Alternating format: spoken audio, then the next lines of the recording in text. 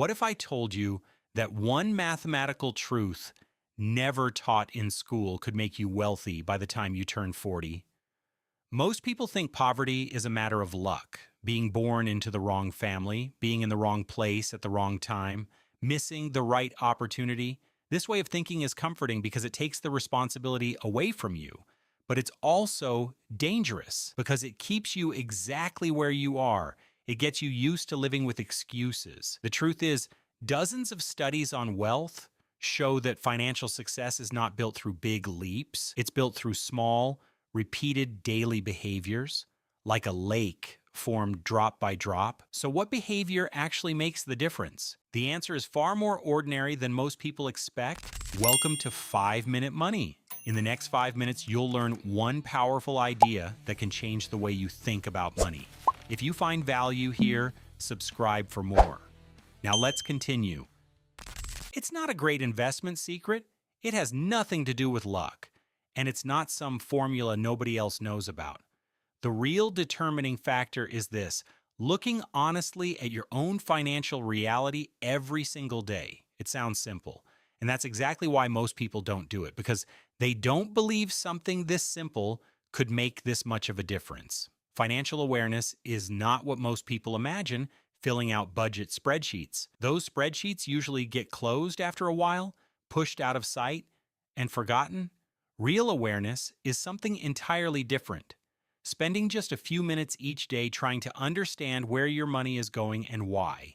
That distinction matters because knowing where your money goes is an accounting question, but understanding why it goes there is a behavioral one, and the difference between those two things produces very significant results over the years. When you study people who stay wealthy, one common trait stands out.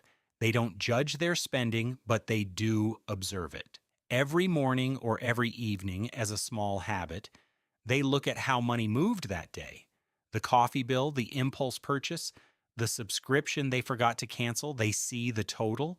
And that act of seeing quietly transforms the way they make decisions over time. In contrast, the vast majority of people in financial difficulty follow a different pattern. At the end of the month, they open their accounts, they try to figure out where it all went, they're surprised, they feel a little down, and then they move on to the next month. This cycle can go on for years because the problem isn't a lack of knowledge, it's the absence of a consistent observation habit. There's a well-known pattern in behavioral economics. People consistently underestimate long-term gain in favor of immediate satisfaction. The feeling of buying something right now is far more powerful than what that same money might mean 3 months from now.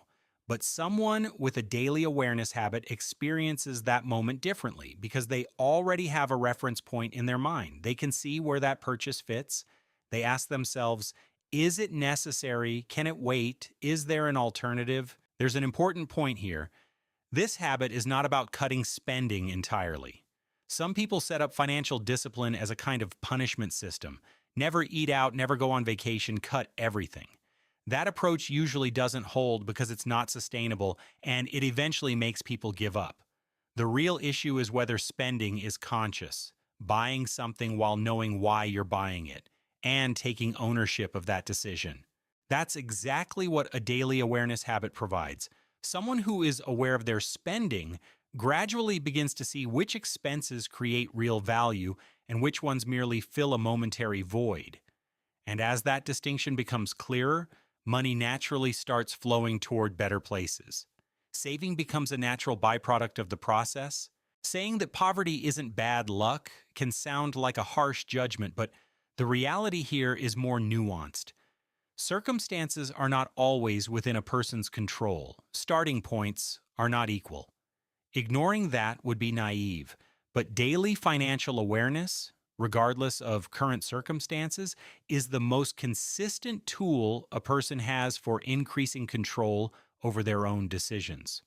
And control is not the starting point of wealth. It's the starting point of progress. People who do this every day don't experience dramatic breakthroughs. They simply make small, consistent decisions. And as those decisions accumulate, they arrive somewhere without even realizing it. Most people, when they reach that point, understand something. Wealth doesn't show up one day and knock on your door. It grows quietly inside your habits.